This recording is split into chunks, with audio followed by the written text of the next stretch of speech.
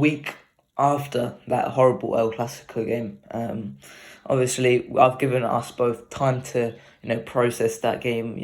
But let our emotions not play as much of an effect on the review as maybe if we had done on the Monday after. So, we've waited quite a bit for this week after, and I'm sure it's still going to be hurting. For me, I know for me, it just doesn't feel right that we have lost 4-0 in an El Clasico to that Barcelona team, especially, which I'm sure we'll get onto in a minute. But ultimately, there were just so many things that went wrong on our side. We made it so easy for Barcelona just to score that many goals. It wasn't helped by us whatsoever during this game, and I just felt like it was a combination between the players not giving their best, I felt, and as well as the manager not doing the smartest ideas here in this game. So coming into this game, the lineup, the what we had got, the lineup team sheet, it looked good. It looked promising. We were going to think it was going to be Rodrigo starting up front as a false nine with Valverde coming on the right. What did you make of that? Because I personally had no problems with that. When I saw the lineup, I was quite happy about it. Even if it was maybe, let's say, a 4-4-2 with Rodrigo and Vinicius on top, it actually seemed good because with that formation, he could have given Barcelona problems. But that's not what he went for, obviously. And of course, I will move on when we start talking about the goals and big and on tactically. I'd bring up my final point, but the lineup seemed good. It seemed like our best lineup that we could have picked, and it's a lineup that, let's just say, not many players was replaced in the lineup. Just maybe we've used that lineup before. Well, we've never used that lineup before, but it's just like one player missing because let's just say if we put in Benzema for maybe one of the midfielders of Valverde, that's our best team, bar Mendy, and we did miss Mendy for a huge chunk of this season. So it's come like, just one player missing, and the collapse just wasn't, what we expected. Yeah, let's not delay any longer. Let's get on to the actual game. And I just feel like, the first half, I think it's hard to say it wasn't that bad because it definitely was. But in terms of how we defended, maybe it wasn't actually that horrible. It was just how we attacked, how we retained the ball. It was really, really bad, and we've seen this similarity between us playing against PSG. In the first leg, we were pinned back. We defended well, but we could not hold on to the ball. And I just feel like that is a really, really bad thing. If we've got players like Toni Kroos and Modric, who we will get onto the individual performances and tactical mistakes by Carlo Ancelotti in a bit. But it feels really, really bad if we can't hold on to the ball that easily against not the quickest Barcelona team, not the most direct Barcelona team, not the most athletic Barcelona team. We're not talking about we're playing against N'Golo Kante in midfield. We're playing against Pedri, De Jong, and Busquets. Busquets is really, really bad physically, but technically he's still superb. You couldn't say that Pedri's amazing physically. Could you? Yeah, but he's technically superb. De Jong maybe more so. You could say that he's quicker. He's better on the ball. He's got more stamina. But ultimately, that's not an excuse. It's not an excuse whatsoever. How we just could not hold on to the ball whatsoever. So, what did you make of our overall team performance in the first half? Taking out the goals. Let's just say how did you feel we defended, and how did you feel we held on to the ball and went forward with the ball? Like I said, we did have a few chances, with Vinicius trying to move forward with the ball. Benzema missing, it did affect us a lot in possession when we were trying to build out, because I think Benzema is the only one in the team who knows how to link, from midfield to attack, and he is in the right position, I must say, to spread the ball and move forward with it. So I do believe that Benzema missing was a huge issue. And however, that's not right in my opinion. If one of your key players is missing, yes, you're going to be missing something. Yes, the team's not going to be good. However, it just seemed like without Benzema, there isn't any much combinations up top. It seems like the team had no idea how to get in positions, have nice little build up or nice little tactical switches or any tactical kind of ideas, for build up and interchanges. It seemed like the team had nothing. And yes, we can say that yes, that Benzema is missing. That's why, however, that shouldn't be the case. The team should have an idea what they're doing, who's ever on the pitch, and then maybe you can say, you know what, well, this person isn't doing it as great as the other guy. However, you can still see the team knows what they're doing, and of course, that was a bit difficult, for me to take. That in particular, with the team faltering without one person, that was the hardest thing for me to take in that game. And most of our chances came from, Vinicius using his speed, and just pulling it back for maybe Alaba or Valverde to have a shot, so that was a bit difficult for me. And I also think that maybe for defensively as well, the setup was a bit poor. Let's just say the setup, not tactically, the setup in personnel was a bit poor because he knew that maybe Dembele was going to play on that side or Adama, and he still went with Nacho, and that's a bit disappointing for me because after that first goal, I knew that wow, we saw that coming. We could have just played Alaba at left back, and we could have prevented Dembele from just boosting past Nacho and sending that ball into the box. And yes, the defendant could have done better, but it started from that play, and I was thinking to myself that anyone could have seen that coming. Yeah, we'll start with that goal then. Well, yeah, you can't escape the fact that Nacho, you just can't defend Dembele in that position where he's a couple of yards away from the box. Quite a few yards away from the box. Dembele can just run on the outside, and his change of pace is just so good from Dembele, and his 2-footedness is just he's so gifted in that way. It's just so disappointing that Nacho was used in that way, where he was playing so high that there was just no one to cover him, even if he got beat, which was going to happen. I suggested Nacho at left back because I thought he would do a better job at left back than at centre back, and he'd be a bit less of a liability at centre back than left back. I was wrong. No, I'll put my hands up there, but I thought there would be a better job covering for Nacho in case he did something like that did happen. I thought that maybe there would be more cover from Alaba. Maybe the structure of the team could have been better to try and suit Nacho in that way, but ultimately that's not what happened. Dembele turned him inside out and then put a lovely cross in for Aubameyang to head the ball home for the first goal. And I think the defending could have been better on the first goal. Especially with the two centre backs, they have to be in front of Aubameyang there, and they have to try and get the ball away. But ultimately, you can't really blame them when it shouldn't have really got to that stage in the first place. If Alaba had been playing left back, I struggled to see that cross coming in the first place. So, what do you make of the first goal? Yeah, like I said, and I actually believe that I'm not going to speak about the Nacho incident, but I actually believe that when the ball was in the box, I do believe that I think I'm not too sure who went with their feet. I think it was Militao went with his feet. I think he should have just gone with his head and just headed back for a corner or something like that. I think the positioning was a bit off for that. Not off, I just think the way he positioned his body, I would say, not his positioning in terms of his defensive positioning, but the way he positioned his body made it difficult for him, or how he positioned his body to clear the ball made it difficult for him. And of course, Aubameyang is a good striker. He makes correct runs. So it's way better than some of the other some of the other forwards Barcelona had in the past, who's not going to put their head in there.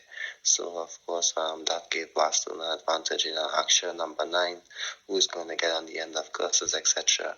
And he timed his run in perfection between the two centre backs. With the slightest bit of space, and he took his opportunity. So as good as the goal was, it was a good goal, good movement. Good from Dembele on the wings, something that we of course would want from our wingers on that right hand side. It was a bit poor from us, but it's not the worst bit of defending. It's not the worst bit of plays. It's just one team exploiting another team, and that's just it. Yeah. Ultimately, when you've got that weakness on the left back spot, you know it's going to be targeted, and it had been targeted by Dembele. Dembele is just a fantastic footballer, and that's just it for the first goal. Let's move on to the second one, and there's typically not much to say about set pieces, but the one thing that I can point out is why is he given a free header? Why is Ronaldo Araujo given a free header at the near post? I'm shell shocked with that poor of a set piece routine. We haven't. I can't recall many moments we've conceded from corners this season. I can remember one game in the Sevilla game where we conceded from Rafa Mir, but that was it. That was the only time I think we've really have suffered from a corner. And where was the structure to that corner? Where was the marking? Where was the zonal marking? It just felt like it was amateur stuff, because realistically they shouldn't. You couldn't talk about anything from open play as much as you want. We talk about this, we can analyze it, but when we're going to set pieces, there's literally only one thing we can say about this, and that's where was the marking. So, I mean, I'd like to see what your take is on the set piece goal. Yeah, of course, Araujo is one of Barcelona's most dangerous attackers when it comes to set pieces. He scored multiple late goals, especially in those cup competitions. He's so aggressive in the air, and of course, you can't give him that opportunity, to have the ability to head the ball free in the center of your box. He will punish you similar to PK, I guess, or Sergio Ramos, one of those dangerous attackers in the box. So, I mean, I'm not too sure. If I'm being honest, I honestly can't remember how he got in that position. But maybe I would just say that the team should have done better to mark him, to look after him. I think that's maybe should have been a discussion, and when it comes to defending set pieces before that game, who would be the dangerous players, So honestly, I was a bit upset about it, that I couldn't even look at some of the goals. I couldn't look after some of the goals after I saw it in real time. But I can't remember how we got there. But I would just say that looking at the dangerous players on set pieces should always be a talking point for teams before they go into any match, no matter how big the game is. So I believe that maybe, I'm not too sure if they spoke about it, but I would just say that's something that we should look at moving forward. Maybe something Ancelotti should take note of. Maybe when they go play Chelsea, we should look at guys like Thiago Silva, Antonio Rudiger, all those guys who are dangerous in the set pieces who are likely to start. We should definitely keep a close eye on them. Yeah. Okay. Let's move on to the next goal, third goal. Just after half time, and the warning signal had been shot by that point. Ferran Torres, had a good opportunity just before that, and sent it over the bar. Within the first minute of the second half, nothing had changed ultimately in that second half, and we were even more open coming into that second half. The warning signal had been sent, and we still didn't heed that warning, and it just feels like that was the opportunity just to stop it, just to have damage limitation at that point, because it was clear to me that we just didn't have enough goal threat. Why did we go out and just send more attackers on when clearly the problems resulted in that 4-0 battering? So the third goal, I mean, why was there no one there? Where was Carvalho? This man somehow manages to to create a new way of slandering him every single game, because he just ups his performance, or should I say one downs his performance, every single game, because where was he? His positioning is just so bad, and we'll get on to Carvajal. No, actually no, we'll do it now.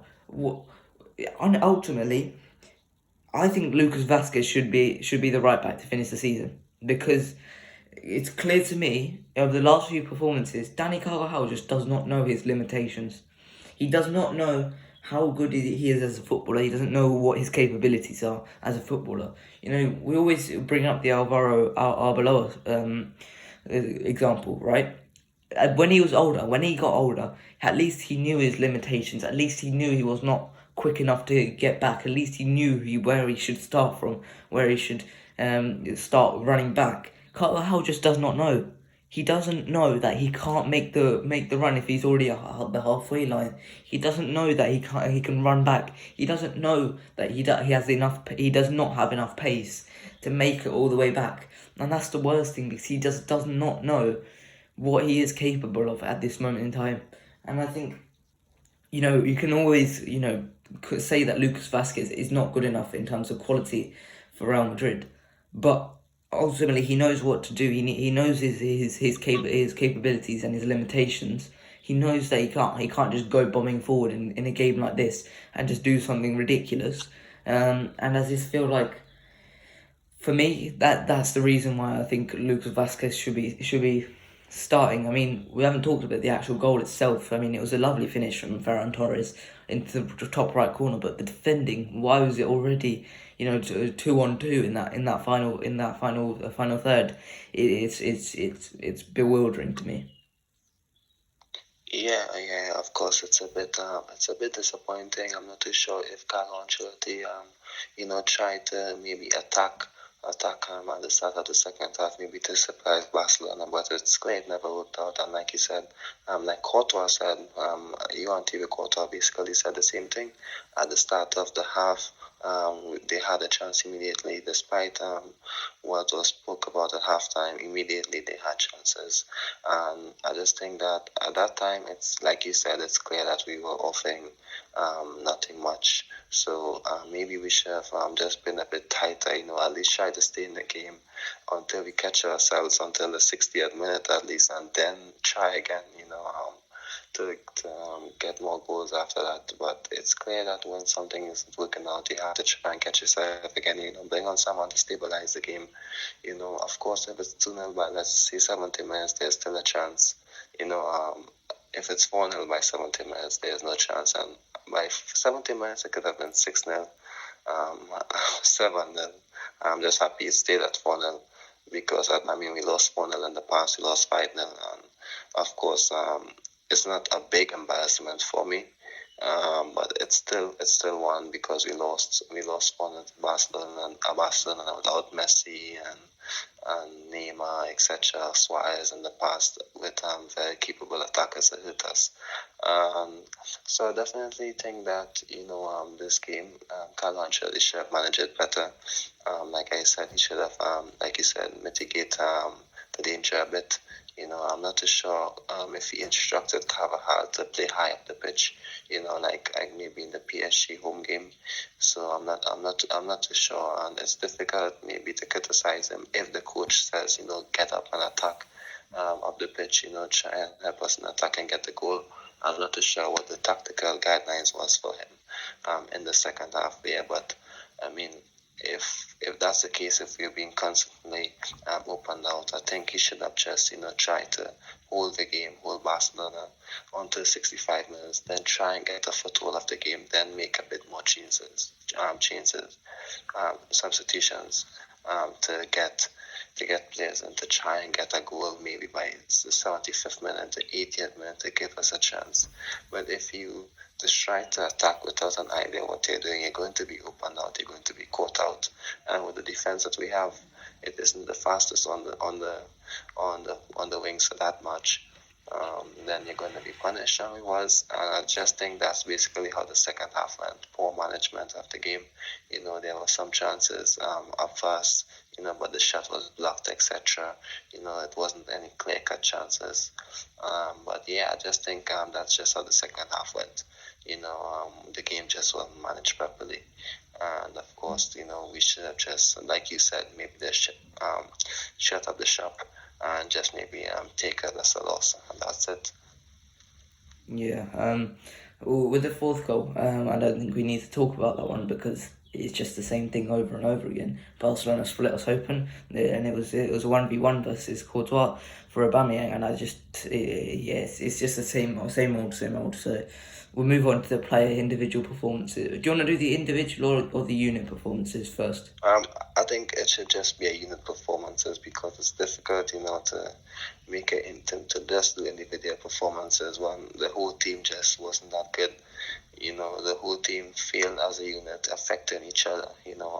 Failed from the back go up. So of course the whole team was just affected. So it's difficult, to give an individual performance, and you could just simply say, what, the team wasn't given enough tactical guidelines, hence the defense failed, leading to the midfield failing, and of course the forwards never get enough chances to get onto the game, and they didn't have their best performance as well.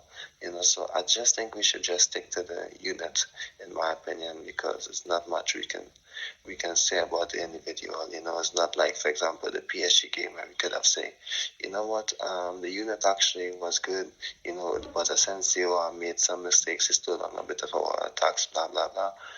So I would just say, you can see that the unit was struggling. Hence, of course, the individual will struggle.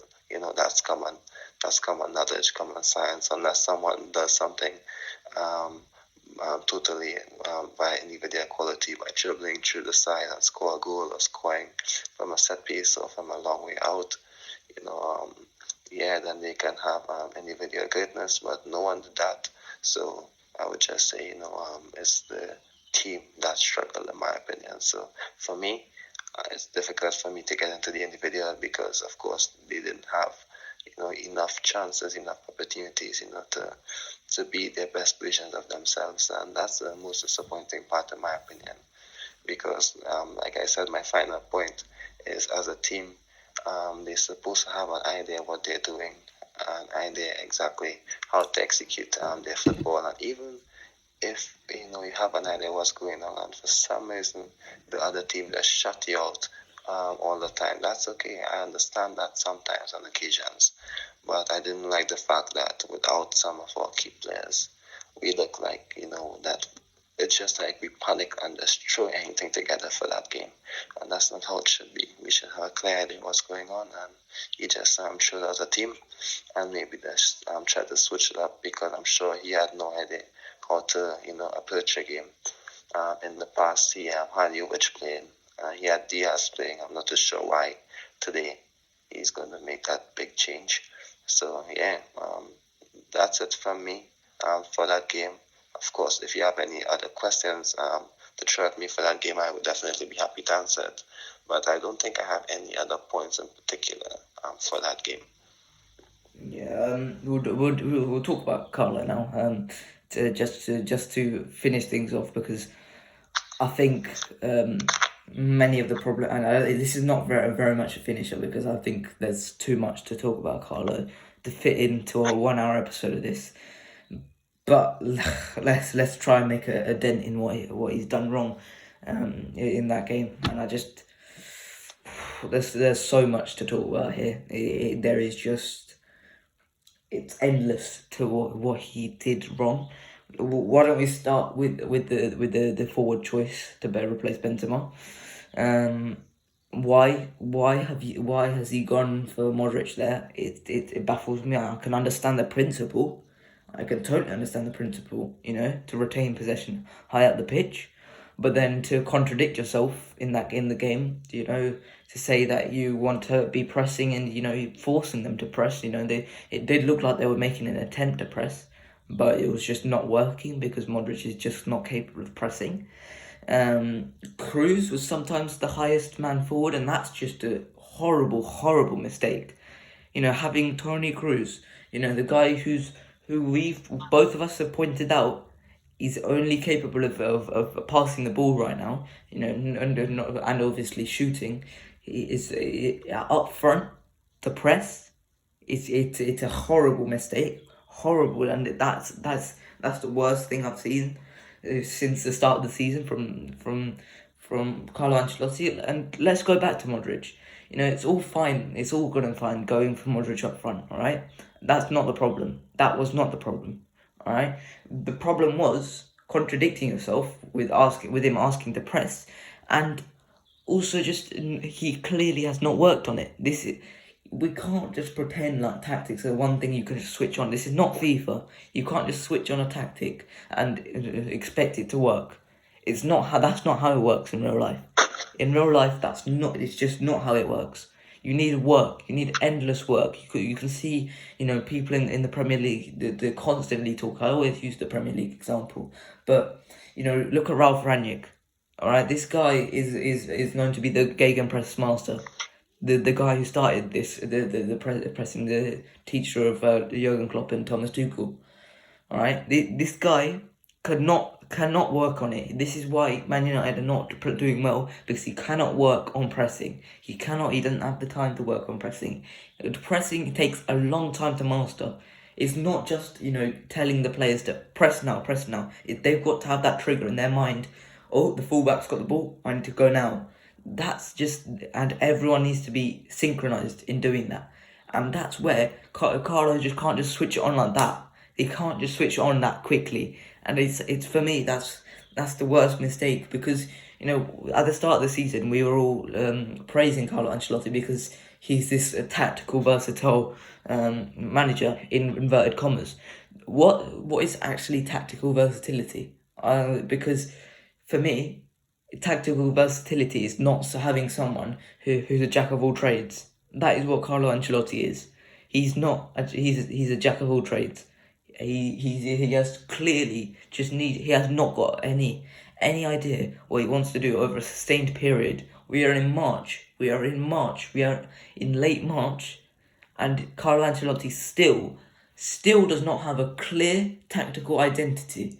Because one week we can go into a Mallorca game looking like we're possession heavy, we're ball dominant. Next game we go to PSG, we're going to play a counter-attacking football. We're going to be having the ball, quick movements, hit it to Benzema, he'll bring it down, and he'll release Vinicius or Rodrigo or Asensio, whoever's playing on that right.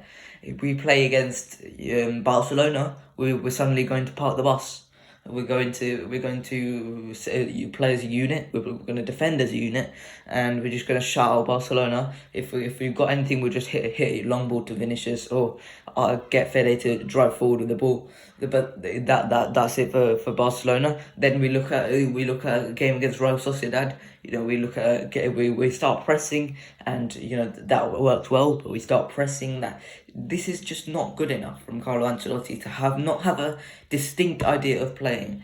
At this point in the season, you should have one way of playing and then another way of playing.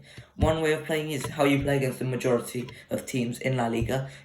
Teams like Osasuna, teams like Mallorca, teams like Espanyol, teams who aren't exactly the best. And then the second way of playing is how you would play against the big teams: Barcelona, Atleti, PSG, Chelsea, whoever.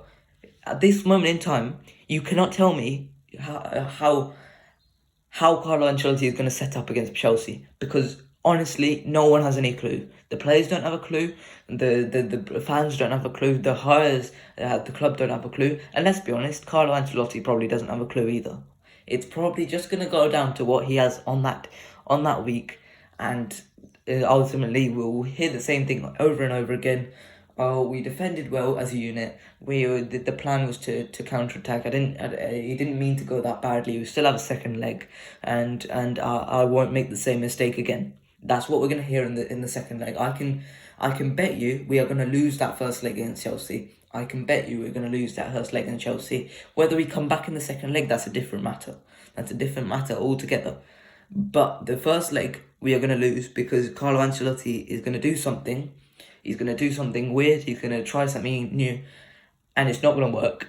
And then he's going to go second leg, and we're going to look on the heroics of Benzema, Vinicius Jr., and everything's going to be all right again. it's not going to be, and that's for me why I just don't see Carlo Ancelotti as the future manager at Real Madrid. I mean, I'd love to hear your thoughts on this. Um, okay, well, I don't think that he is a perfect manager long term for the future, and I definitely don't think that he is one of the best coaches in the world like he was back in the day. Like you said, you took the words out of my mouth. We don't have an identity, a standard of playing football. Like I said in one of my posts, because if we have a standard of playing football, a specific way of playing, even if we lose, win, or draw, we have an idea what we were lacking, what we were missing. And with this team, even if we win, it's clear that okay, this is Madrid, this is what we accept this season, and that's just how it is. Vinicius scoring goals with Benzema up top.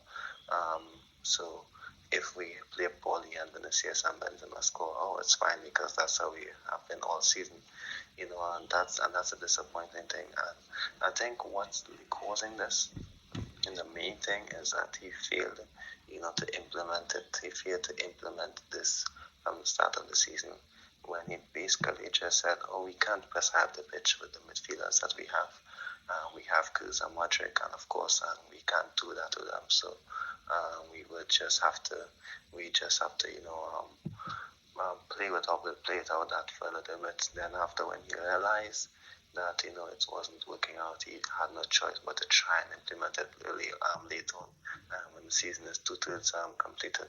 So I think it's due to a lack of planning, because a coach should have an idea how he wants the team to play um, throughout the season, when he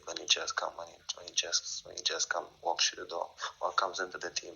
So I would say that it's a lack of planning, it's a lack of development, and of course I don't think that he knew what an idea of how a squad would be like, at the start of the season. I just think that he maybe would take any squad and just try to make it work, in a team, and that's not how it should be. So next season, most likely he's going to be the guy to continue unless things go totally wrong. I don't want that to happen, because it's just going to be chaos. First, the mood just won't be good with the club. So I just hope that he gets it right at the end of the season. And at the start of next season, if he's the guy to continue, he just needs to, have an idea what he wants to do. And even if some players isn't starting, then that's it, because you need to do something to make the team move forward, and push forward, not just do something just to get the best out of the team just for one season or just with the squad that you have. You need to have a way of football to take the team forward, and at this time I'm not seeing that. So that's the main thing. The team isn't moving. The team isn't moving forward. Players have gotten better, like Vinicius, and of course Benzema, who is keep getting better despite his age, and that's what's keeping us going. And like you can see, Barcelona have a way of moving forward, like they did. They have taken a step forward from last year. Of course, if Xavi continues, he has an idea what he's doing, so most likely they're going to take another step forward next season. We would have to try to, maybe take 2 steps forward to stay ahead of them, because like I've always been saying, Barcelona are down and they're not going to be down forever. So we'd have to take advantage and win as much trophies as possible. And we didn't do that last year. And this year, it seems like it's the last chance that we can do that, because Barcelona are getting better. So next season is going to be a bit more difficult, and it's going to be way difficult if we don't have a clear idea of what's going on. And it seems like if he continues, no player should be a guaranteed starter. Despite what he achieved in the past, you need to do something to make the team move forward. And sticking with sure starters, even if Luka Modric has to sit out and bench some games, that's okay for me, because I know that he isn't the future. Yes, I have no issue with him starting. I have no issue with Toni Kroos starting, but in the right system, get the players in who's going to take this team forward. That's going to give us an identity for at least 3 years to 5 years, and then of course you can make some changes to it, some tweaks to it. But come on, if you go with the same team, if you say, oh yeah, well, these guys are starting, then that's why we're playing like that. We're not going to move forward. So just have an idea how you're going to play football. If some players have to bench or play less minutes because they're going to be tired and they can't keep up for 90 minutes or for 2 games back to back, then so be it. We're not going to move forward if we're sticking with this is the best team for now and blah, blah, blah. Let's just have an idea how you're going to play. And if some players have to play less, that's it. That's all for me. Yeah, I mean, there's nothing much else to say. I mean, about the game itself, yeah, Carlo Ancelotti should have done better. He could have done better. He most likely would have done better if he given a second chance. But we don't have those second chances now. We've lost 4-0 to Barcelona, and I expected more of a reaction from the hires, because previously we've seen Rafa Benitez sacked after a 4-0 defeat himself against Barcelona. We've seen Julian Lopetegui sacked after a 5-1 defeat to Barcelona. I don't get why Carlo Ancelotti. I'm not saying he shouldn't be sacked. I'm just saying why he isn't getting the the same type of reaction, because to me, I just don't see how we are that much different from a couple of years ago.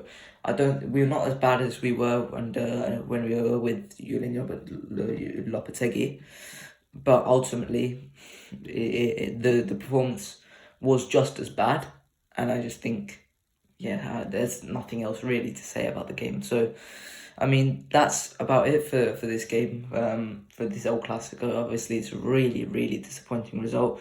We've got to say fair play to Barcelona, and Xavi set out his team perfectly for that game. And obviously they won El Clasico. But there's really nothing else to say about it from a Real Madrid side. So I guess that's it for this week's episode of the Los Blancos podcast. I'll see you guys next week. Bye bye.